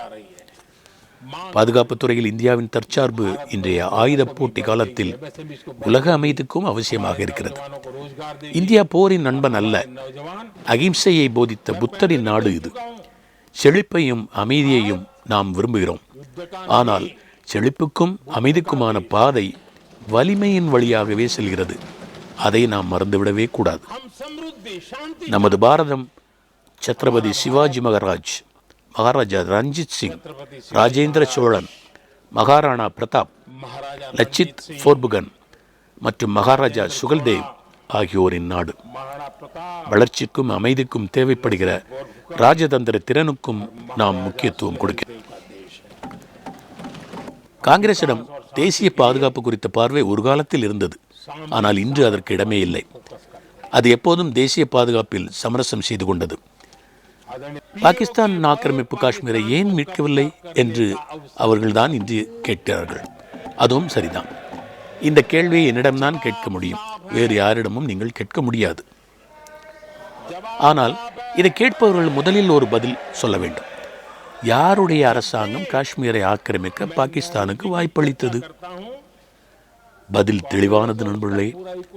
நான் நேருஜி பற்றி பேசும்போதெல்லாம் காங்கிரஸ் கலக்கமடைகிறது, பதற்றமடைகிறது. ஏனென்று புரியவில்லை. ஒரு கவிதை கேட்டிருக்கிறோம். எனக்கு அதை பற்றி அதிகம் தெரியாது, ஆனால் கேட்டிருக்கிறேன். கணநேர பிழையால் நூற்றாண்டுகளாக தண்டனை அனுபவிக்கிறோம் என்பதுதான் அந்த கவிதையின் தமிழாக்கம். சுதந்திரம் கிடைத்த பிறகு எடுக்கப்பட்ட முடிவுகளின் தண்டனையை இந்திய நாடு இன்று வரை அனுபவித்து வருகிறது. இங்கு மீண்டும் மீண்டும் ஒரு விஷயம் குறிப்பிடப்பட்டது, அக்சாய் சின். அந்த முழு பகுதியும் தரிசு நிலம் என்று எவருடைய காலத்தில் அறிவிக்கப்பட்டது? தரிசு நிலம் என்று கூறி நாட்டின் 38,000 சதுர கிலோமீட்டர் நிலத்தை நாம் இழக்க நேரிட்டது. வரலாற்று தவறுகளும் தியாகங்களும் பற்றிய என்னுடைய சில வார்த்தைகள் சிலரை குத்துவது எனக்கு புரிகிறது. அதற்காக வரலாற்றை சொல்லாமல் விட முடியுமா? காங்கிரஸ் தலைவர்கள் 1962 மற்றும் 63க்கு இடையில் காஷ்மீரின் பூஞ்ச், நீலம் பள்ளத்தாக்கு மற்றும் கிஷன்கங்கா பகுதிகளை விட்டுக் கொடுக்க சம்மதித்தனர். அதுவும் சமாதான கோடு என்ற பெயரில் செய்யப்பட்டது, லைன் ஆஃப் பீஸ். 1966 கட்ச் பாலைவனத்தின் உரிமை பிரச்சனையில் இவர்களே மத்தியஸ்தை ஏற்றுக்கொண்டனர். இதுதான் அவர்களுடைய தேசிய பாதுகாப்பு பார்வை. மீண்டும் ஒருமுறை அவர்கள் இந்தியாவின் 800 சதுர கிலோமீட்டர் பகுதியை பாகிஸ்தானுக்கு வழங்கினார்கள். 1965 போரில் ஹாஜிபீர் கணவாயை நமது இராணுவம் மீண்டும் கைப்பற்றியது. ஆனால் காங்கிரஸ் அரசு அதை மீண்டும் திருப்பிக் கொடுத்தது. 1971 பாகிஸ்தானின் 93,000 வீரர்கள் நம்மிடம் கைதிகளாக பிடிபட்டிருந்தார்கள். பாகிஸ்தானின் ஆயிரக்கணக்கான சதுர கிலோமீட்டர் பகுதியை நம்முடைய இராணுவம் கைப்பற்றியிருந்தது. அந்த நேரத்தில் ஆக்கிரமிப்பு காஷ்மீரை நாம் திருப்பி கேட்டிருந்தால் பாகிஸ்தான் மறுத்திருக்கவே முடியாது. அந்த வாய்ப்பும் கைவிட்டு போனது. குறைந்தபட்சம் கர்தார்பூர் சாஹிப்பையாவது எடுத்திருக்கலாமே, அதையும் அவர்கள் செய்யவில்லை. 1974 இலங்கைக்கு கச்சத்தீவு பரிசாக அளிக்கப்பட்டது. இன்றைக்கும் நம்முடைய மீனவ சகோதர சகோதரிகள் இதனால் கஷ்டப்படுகிறார்கள். அவர்களின் உயிருக்கு ஆபத்து நீடித்து வருகிறது. தமிழ்நாடு மீனவர்கள் என்ன தவறு செய்தார்கள்? ஏன் அவர்களுக்கு இந்த தண்டனை? நீங்கள் அவர்களின் உரிமையை பறித்து மற்றவர்களுக்கு பரிசளித்தீர்கள். அதுதான் காரணம். தசாப்தங்களாக சியாச்சினிலிருந்து இராணுவத்தை வாபஸ் பெறுவதற்கு காங்கிரஸ் திட்டமிட்டுக் கொண்டிருந்தது. நல்ல வேளையாக 2014 இந்த நாடு அவர்களுக்கு வாய்ப்பை மறுத்துவிட்டது. இல்லை என்றால் இன்று சியாச்சினும் நம்மிடம் இருந்திருக்காது. இன்று காங்கிரஸ் கட்சியினர் எங்களுக்கு ராஜதந்திரம் பற்றி பாடம் நடத்துகிறார்கள். நான் அவர்களுடைய ராஜதந்திரத்தை அவர்களுக்கு நினைவூட்ட ஆசைப்படுகிறேன். இதை சொன்னால்தான் அவர்களுக்கும் சில விஷயங்கள் புரியும். மும்பையில் நடந்த 26/11 கொடூரமான தாக்குதலுக்கு பிறகும் காங்கிரசுக்கு பாகிஸ்தான் மீதான பாசம் குறையவில்லை. உலகத்தையே உலுக்கிய அத்தனை பெரிய சம்பவம் நடந்த சில வாரங்களுக்குள் வெளிநாட்டு சக்திகள் கொடுத்த அழுத்தத்தின் காரணமாக காங்கிரஸ் அரசு பாகிஸ்தானுடன் பேச்சுவார்த்தை தொடங்கியது. 26/11 போன்ற படுமோசமான பயங்கரவாத தாக்குதலுக்கு பிறகும் காங்கிரஸ் அரசு ஒரே ஒரு பாகிஸ்தான் தூதரக அதிகாரியை கூட இந்தியாவிலிருந்து வெளியேற்ற உத்தரவிடவில்லை. அதற்கான தைரியம் அவர்களுக்கு இல்லை. ஒரு விசாவை, ஒரே ஒரு அதிகாரியின் விசாவை கூட காங்கிரஸ் அரசு ரத்து செய்யவில்லை, ரத்து செய்ய முடியவில்லை. பாகிஸ்தானின் முழு ஆதரவுடன் நடந்த பெரிய பெரிய தாக்குதல்கள் நம் நாட்டின் மீது தொடர்ந்து நடந்தன. ஆனால் ஐக்கிய முற்போக்கு கூட்டணி அரசு கொஞ்சம் கூட கூச்சமில்லாமல் மிகவும் விரும்பப்படும் நாடு, மோஸ்ட் ஃபேவர்டு நேஷன் என்ற அந்தஸ்தை பாகிஸ்தானுக்கு வழங்கியது. நாச வேலைகளை பாகிஸ்தான் நிறுத்தாமலே தொடர்ந்தாலும் அந்த அந்தஸ்தை MFN காங்கிரஸ் அரசு வாபஸ் பெறவோ ரத்து செய்யவோ நினைக்கவே இல்லை. ஒருபுறம் மும்பை தாக்குதலுக்கு இந்தியா நீதி கேட்டுக்கொண்டிருந்தது. மறுபக்கம் காங்கிரஸ் அரசு பாகிஸ்தானுடன் வியாபாரம் செய்வதில் ஆர்வம் காட்டிக் கொண்டிருந்தது. ஒருபுறம் பாகிஸ்தான் அங்கிருந்து இரத்த வெறிபிடித்த பயங்கரவாதிகளை நம்முடைய நாட்டுக்குள் எல்லை தாண்டி அணி அணியாக அனுப்பி கொண்டிருந்தது. மறுபுறம் காங்கிரஸ் இங்கே அமைதி மற்றும் நம்பிக்கையை விதைப்போம் என்ற பெயரில் முஷேரா என்கிற கவிதை வாசிப்பு நிகழ்ச்சிகளை நடத்தி கொண்டிருந்தது. ஆனால் பகல்காம் நடந்தவுடனே நாங்கள் என்ன செய்தோம்? பயங்கரவாதத்துக்கும் அமைதிக்கும் வேறுபாடு தெரியாமல் குட்டையை குழப்பிக் கொண்டிருந்த காங்கிரஸ் அரசு அமைத்த ஒரு வழிப்பாதையை நாங்கள் தான் உடனே மூடினோம். பாகிஸ்தானுக்கு வழங்கியிருந்த மிகவும் விரும்பப்படும் நாடு, மோஸ்ட் ஃபேவர்ட் நேஷன் என்ற அந்தஸ்தை உடனே ரத்து செய்தோம். பாகிஸ்தானிகளுக்கு விசா வழங்குவதை நிறுத்தினோம். அட்டாரி வாகா எல்லையை மூடினோம். இந்தியாவின் நலன்களை அடகு வைப்பது காங்கிரஸ் கட்சியின் இரத்தத்தில் ஊறிய பழக்கம் நண்பர்களே. அதற்கு மிகப்பெரிய உதாரணம் சிந்து நதிநீர் ஒப்பந்தம். அந்த ஒப்பந்தத்தை யார் செய்தார்கள்? நேரு செய்தார். யாரோடு செய்தார்? பாகிஸ்தானுடன் செய்தார். அதில் என்ன விசேஷம்? நிறைய இருக்கிறது நண்பர்களே. ஒவ்வொன்றாக எடுத்து காட்டுகிறேன், நீங்களே பாருங்கள். சிந்து நதி யாருக்கு சொந்தம்? இந்தியாவுக்கு சொந்தம். இந்தியாவில் உருவாகும் நதி, அதன் உபநதிகளும் இந்த மண்ணில் உருவானவை. அது எங்கள் நீர். அந்த நதிகள் ஆயிரக்கணக்கான ஆண்டுகளாக இந்தியாவின் கலாச்சார பாரம்பரியமாக இருந்து வருகின்றன, ஓடிக்கொண்டிருக்கின்றன. அவை இந்தியாவின் உயிர் சக்தியாக இருந்துள்ளன. இந்தியாவை செழிப்பானதாகவும் வளமானதாகவும் மாற்றுவதில் அந்த நதிகளுக்கு மிகப்பெரிய பங்களிப்பு இருந்துள்ளது. சிந்து நதி பல நூற்றாண்டுகளாக இந்தியாவின் அடையாளமாக இருந்தது. அதனால்தான் சிந்து நதியின் பெயராலேயே இந்தியா என்று அறியப்பட்டது. ஆனால் நேருவும் காங்கிரசும் இங்கிருந்து பாகிஸ்தானுக்கு செல்லும் சிந்து மற்றும் ஜீலம் நதிகள் குறித்த முடிவுகள் எடுக்கும் அதிகாரத்தை யாருக்கு கொடுத்தார்கள் தெரியுமா? உலக வங்கிக்கு கொடுத்தார்கள். நண்பர்களே, சிந்து நதி நம்முடையது, அதில் ஓடும் நீர் நமக்கு சொந்தமானது. அதில் உலக வங்கிக்கு என்ன வேலை? பாகிஸ்தானும் சிந்து நதியின் நீருக்கு உரிமை கொண்டாடுவதால் இந்தியாவுக்கும் பாகிஸ்தானுக்கும் இடையே பஞ்சாயத்து செய்வதற்கு உலக வங்கிக்கு உரிமை கொடுத்தார் நேரு. அதற்காக அவர் போட்ட ஒப்பந்தம் இந்தியாவின் சுயமரியாதைக்கும் இந்தியாவின் பெருமைக்கும் எதிராக செய்யப்பட்ட மிக பெரிய துரோகம்.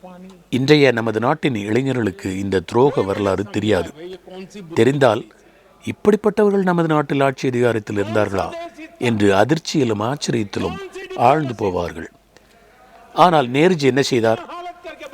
இந்தியாவில் உற்பத்தியாகி வெளியேறும் இந்த நதிகளின் 80% நீரை பாகிஸ்தானுக்கு கொடுக்க நேரு சம்மதித்தார். பாகிஸ்தானுக்கு 80%, இவ்வளவு பெரிய இந்துஸ்தானுக்கு வெறும் 20% என்று பங்கு போட்டார் நேரு. இது என்ன ஒப்பந்தம்? இது என்ன மாதிரியான புத்திசாலித்தனம்? என்ன மாதிரியான தேசிய நலன்?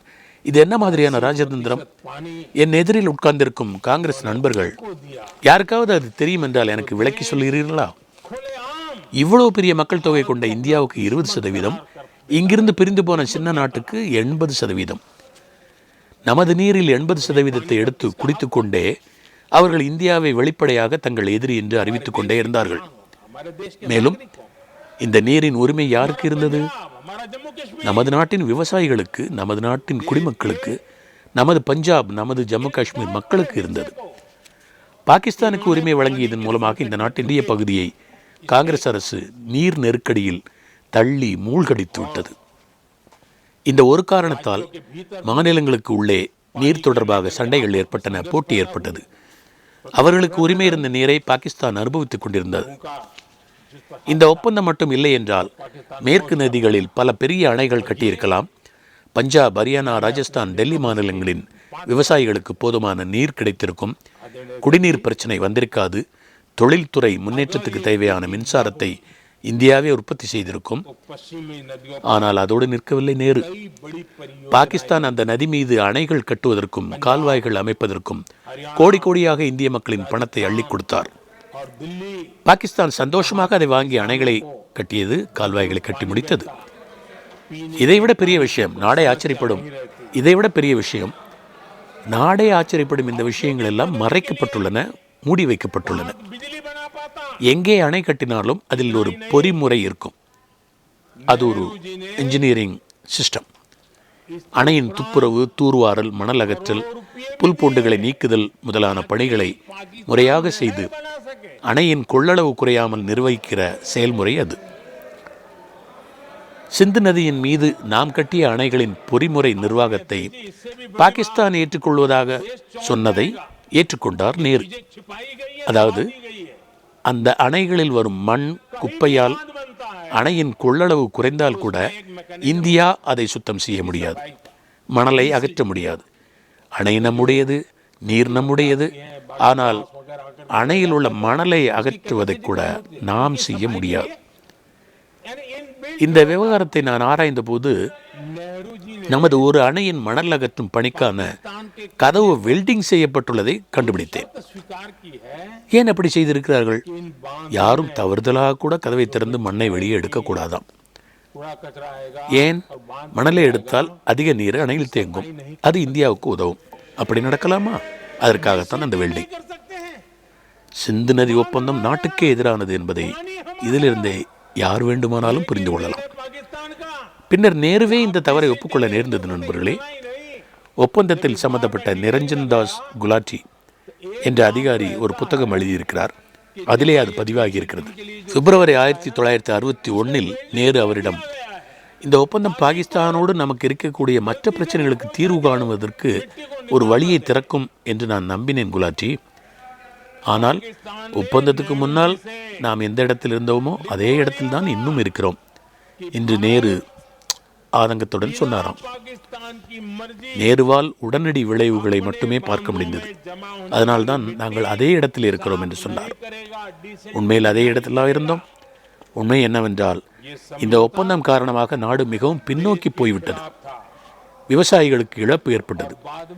விவசாயிகளுக்கு எந்த மதிப்பும் இல்லாத நிலையை உருவாக்குவது ஒரு விதமான ராஜதந்திரம்.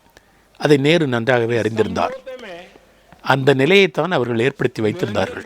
பாகிஸ்தான் பல தசாப்தங்களாக இந்தியாவுடன் போரையும் தீவிரவாதம் என்ற நிழல் போரையும் ஒரு சேர நடத்தி வந்துள்ளது. ஆனால் நேருவுக்கு பின்னரும் காங்கிரஸ் அரசுகள் சிந்து நதிநீர் ஒப்பந்தம் பற்றி சிந்திக்க கூட இல்லை. நேருவே உணர்ந்து வருத்தப்பட்ட ஒரு தவறை அவர்கள் சரி செய்ய முன்வரவில்லை. இப்போதுதான் இந்தியா அந்த பழைய தவறை சரி செய்துள்ளது. நேரு செய்த மிகப்பெரிய தவறு, அதாவது சிந்து நதிநீர் ஒப்பந்தத்தை என்னுடைய அரசு நிறுத்தி வைத்துள்ளது. ரத்தமும் தண்ணீரும் ஒரு சேர ஓட முடியாது என்று இந்தியா தீர்மானித்துள்ளது. இங்கே அமர்ந்திருக்கும் நண்பர்கள் பயங்கரவாதம் பற்றி நீண்ட நேரம் பேசினார்கள். அவர்கள் ஆட்சியில் இருந்தபோது நாட்டின் நிலைமை எப்படி இருந்தது? அதை யாரும் மறக்கவில்லை. 2014க்கு முன்னால் இந்த நாட்டில் இருந்த பாதுகாப்பற்ற சூழலை இன்று நினைத்தாலும் மக்கள் நடுங்குகிறார்கள். நமக்கெல்லாம் நினைவிருக்கிறது. இன்றைய புதிய தலைமுறைக்கு தெரியாது, நமக்கு தெரியும். எல்லா இடங்களிலும் அறிவிப்புகள் வந்தன. ரயில் நிலையம், பேருந்து நிலையம், விமான நிலையம், சந்தை, கோயில், எங்கே கூட்டம் திரண்டாலும் அங்கெல்லாம் இந்த அறிவிப்பை நீங்கள் கட்டாயம் கேட்டிருப்பீர்கள்.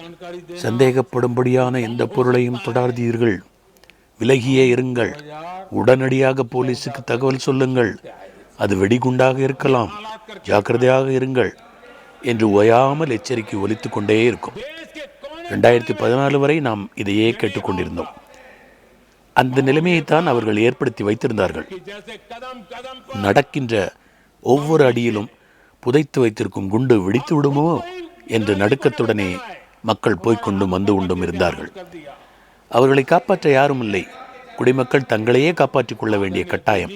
ஏனென்றால் காங்கிரஸ் அரசு அவர்களை கைவிட்டிருந்தது. பலவீனமான காங்கிரஸ் அரசுகள் காரணமாக நாடு எத்தனை உயிர்களை இழந்தது. நமது அன்புக்கு உரியவர்கள் எத்தனை பேரை பறிகொடுத்தோம். மன உறுதி இருந்திருந்தால் நிச்சயமாக காங்கிரஸ் அரசாலும் பயங்கரவாதத்தை கட்டுப்படுத்தி இருக்க முடியும். ஆனால் செய்யவில்லை. ஏனென்றால் மனமில்லை. எனது அரசாங்கம் 11 ஆண்டுகளில் இதை செய்து காட்டியுள்ளது. 2004 முதல் 2014 வரை நடந்த பயங்கரவாத சம்பவங்களோடு ஒப்பிட்டால் 2014க்கு பிறகு மிகப்பெரிய சரிவு ஏற்பட்டுள்ளது. அதனால்தான் இந்த நாடு அறிந்து கொள்ள விரும்புகிறது, மோடி அரசால் பயங்கரவாதத்தை 10 ஆண்டுகளில் கட்டுப்படுத்த முடிகிற போது காங்கிரஸ் மட்டும் பயங்கரவாதம் செழிக்க விடுவதற்கு என்ன கட்டாயம் இருந்தது, என்ன நிர்பந்தம் இருந்தது. நண்பர்களே, காங்கிரஸ் ஆட்சியில் பயங்கரவாதம் வளர்ந்ததற்கு முக்கியமான ஒரு காரணம் அவர்களுடைய துஷ்பிரயோக அரசியல், அவர்களுடைய ஓட்டு வங்கி அரசியல். டெல்லியில் பாட்லா ஹவுஸ் என்கவுண்டர் நடந்தபோது காங்கிரசின் ஒரு பெரிய தலைவர் கண்ணீர் சிந்தினார். ஓட்டு வங்கிக்காக கண்ணீர் சிந்திய அந்த காட்சியை இந்தியாவின் மூலை முடுக்கெல்லாம் எடுத்துக்கொண்டு சென்றார்கள். நாட்டின் ஜனநாயக பீடமான நாடாளுமன்றமே 2001 தாக்கப்பட்ட போது காங்கிரசின் பெரிய தலைவர் ஒருவர் அப்சல் குருவுக்கு சந்தேகத்தின் பலனை அளிக்க வேண்டும், பெனிஃபிட் ஆஃப் டவுட் அவருக்கு கொடுக்க வேண்டும் என்று கூறினார். மும்பையில் 26/11 தாக்குதல் நடந்தபோது ஒரு பாகிஸ்தான் பயங்கரவாதி உயிருடன் பிடிபட்டார். பாகிஸ்தான் ஊடகங்களும் உலகமுமே அவர் பாகிஸ்தானி என்பதை ஒப்புக்கொண்ட பிறகும் காங்கிரஸ் என்ன செய்தது? ஓட்டு வங்கியை தக்க வைத்துக் கொள்வதற்காக போராடி கொண்டிருந்தது. மும்பையில் பாகிஸ்தான் பயங்கரவாதிகள் நடத்திய கொலை தாண்டவத்தை காவி பயங்கரவாதம் என்று நிரூபிப்பதற்கு காங்கிரஸ் மும்முரமாக இருந்தது. இந்து பயங்கரவாதம் என்கிற இல்லாத ஒரு சித்தாந்தத்தை உலகில் பரப்புவதற்கு அது முயற்சி செய்தது. அமெரிக்காவின் முக்கிய பிரமுகரிடம் ஒரு காங்கிரஸ் தலைவர் சொன்னார், லஷ்கர் இ தொய்பாவை விட பெரிய ஆபத்து இந்தியாவின் இந்து குழுக்கள் என்று சொன்னார். ஏன் அப்படி சொன்னார்? ஓட்டு வங்கியை திருப்திப்படுத்துவதற்காக சொன்னார். அதில் அவர்கள் சளைப்பதே கிடையாது. அம்பேத்கர் உருவாக்கிய இந்திய அரசியல் சாசனத்தை காஷ்மீரில் கால் பதிக்க விடாமல் காங்கிரஸ் தடுத்த காரணம் இந்த ஓட்டு வங்கிதான். இந்திய அரசியல் சாசனத்தை அவர்கள் காஷ்மீருக்குள் விடவில்லை, வெளியே கதவுக்கு வெளியே நிற்க வைத்தார்கள். ஓட்டு வங்கிக்காக பயங்கரவாத ஒழிப்பு சட்டங்களையே காங்கிரஸ் பலவீனப்படுத்திய கதைகளை உள்துறை அமைச்சர் விரிவாக எடுத்துச் சொல்லிவிட்டதால் மீண்டும் அது பற்றி பேசி நேரத்தை வீணடிக்க நான் விரும்பவில்லை. இந்த நாடாளுமன்ற தொடரின் ஆரம்பத்தில் நான் ஒரு வேண்டுகோள் விடுத்தேன். கட்சி நலனில் நமக்குள் கருத்து வேறுபாடுகள் இருக்கலாம், ஆனால் தேச நலனில் நம்முடைய மனங்கள் நிச்சயம் ஒன்றிணைய வேண்டும் என்று நான் கேட்டுக்கொண்டிருந்தேன். பகல்காமில் நடந்த கொடூரமான தாக்குதல் நமக்கு ஆழமான காயங்களை ஏற்படுத்தியுள்ளது. அதற்கு பதிலடியாக நாம் ஆபரேஷன் சிந்தூர் நடவடிக்கையை எடுத்தோம். நமது ஒற்றுமையாலும் இராணுவத்தின் வீரத்தாலும் அது வெற்றிகரமாக முடிந்து நாடெங்கிலும் ஒரு சிந்தூர் உணர்வை ஏற்படுத்தி இருக்கிறது, உருவாக்கி இருக்கிறது. நமது நாடாளுமன்ற பிரதிநிதிகள் உலகம் முழுவதற்கும் சென்று ஒவ்வொரு நாட்டின் மக்கள் பிரதிநிதிகளையும் சந்தித்து இந்தியாவின் நிலைப்பாட்டை எடுத்துச் சொன்னபோது சிந்தூர் உணர்வு அங்கெல்லாமும் சிந்தூர் உணர்வு அங்கெல்லாமும் கூட பிரதிபலித்ததை நாம் பார்த்தோம். அந்த பணியில் ஈடுபட்ட நமது சபைகளின் உறுப்பினர்களுக்கு எனது மனமார்ந்த நன்றிகள். ஆனால் எனக்கு ஒரு வருத்தம் உண்டு. காங்கிரஸ் கட்சியின் பெரிய தலைவராக தன்னை கருதி கொள்ளும் சிலருக்கு இந்தியாவின் நிலைப்பாடு ஏன் உலகத்துக்கு விளக்கப்பட்டது என்று எரிச்சல் ஏற்படுவதை என்னால் பார்க்க முடிகிறது. ஆபரேஷன் சிந்தூர் குறித்து இங்கே பேசுவதற்கு கூட அவர்கள் கட்சியில் சிலருக்கு தடை விதித்தார்களாம். இந்த மட்டமான மனநிலையிலிருந்து அவர்கள் வெளியே வர வேண்டும். இந்த நேரத்தில் என் மனதில் தோன்றும் உணர்வுகளை சில வரிகளாக வெளிப்படுத்த நான் விரும்புகிறேன். பேசுங்கள், எவ்வளவு முடியுமோ அதுவரை. விடாமல் விவாதம் செய்யுங்கள், அதை கேட்டு எதிரி பயத்தில் நடுங்கும் வரை. ஒன்று மட்டும் நினைவிருக்கட்டும், சிந்தூரின் மரியாதையும் இராணுவத்தின் தியாகமும் எப்போதும் கவனத்தில் இருக்கட்டும். கேள்விகள் எத்தனை காரமாக இருந்தாலும் சரி, காட்டமாக இருந்தாலும் பரவாயில்லை. ஆனால் பாரத தாயின் மீது தாக்குதல் நடந்தால் அதற்கான பதிலடி சாதாரணமாக இருக்காது. எதிரி எங்கே வேண்டுமானாலும் உட்கார்ந்திருக்கலாம். நாம் இந்தியாவுக்காக மட்டுமே வாழ வேண்டும். காங்கிரஸ் நண்பர்களுக்கு என்னுடைய வேண்டுகோள் என்னவென்றால், ஒரு குடும்பம் தருகின்ற அழுத்தத்தால் பாகிஸ்தானுக்கு நற்சான்றிதழ் வழங்குவதை நீங்கள் எல்லாம் நிறுத்த வேண்டும். இது நமது வெற்றி தருணம். உலகம் நம்மை கேலி செய்வதற்கான தருணமாக காங்கிரஸ் இதை மாற்றிவிடக்கூடாது. காங்கிரஸ் தனது தவறை திருத்திக் கொள்ளட்டும். இன்று நான் மீண்டும் தெளிவுபடுத்த விரும்புகிறேன். இனிமேல் இந்தியா பயங்கரவாதிகளை அவர்கள் முளைவிடும் இடத்திலேயே வேரோடு பிடுங்கி அழிக்கும். இந்தியாவின் எதிர்காலத்துடன் விளையாட பாகிஸ்தானை இனி ஒருபோதும் அனுமதிக்க மாட்டோம். ஆகவேதான் சொல்கிறேன், ஆபரேஷன் சிந்தூர் இதோடு முடியவில்லை, அது தொடர்கிறது. இந்தியாவுக்கு எதிரான பயங்கரவாத பாதையை பாகிஸ்தான் முழுவதுமாக அடைத்து சீல் வைக்காத வரையில் ஆபரேஷன் சிந்தூர் தொடர்ந்து கொண்டே இருக்கும். இந்தியாவின் எதிர்காலம் பாதுகாப்பாக இருக்கும். இந்தியாவின் எதிர்காலம் வளமாக இருக்கும். இதுதான் எனது சபதம். இந்த பெருமையான உணர்வுடன் அர்த்தமுள்ள விவாதத்துக்காக அனைத்து உறுப்பினர்களுக்கும் நான் மீண்டும் நன்றி சொல்கிறேன். இந்தியாவின் நிலைப்பாட்டை முன்வைத்தேன். இந்திய மக்களின் உணர்வுகளை வெளிப்படுத்தினேன். சபைக்கு மீண்டும் எனது நன்றிகள். ஜெய்ஹிந்த். सुरक्षित और समृद्ध होगा, यही हमारा संकल्प है.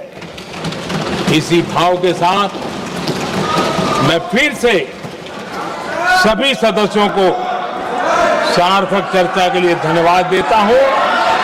और आदरणीय अध्यक्ष जी, मैंने भारत का पक्ष रखा है, भारत के लोगों की भावनाओं को व्यक्त किया है. मैं सदन का फिर से आभार व्यक्त करता हूं. बहुत बहुत धन्यवाद.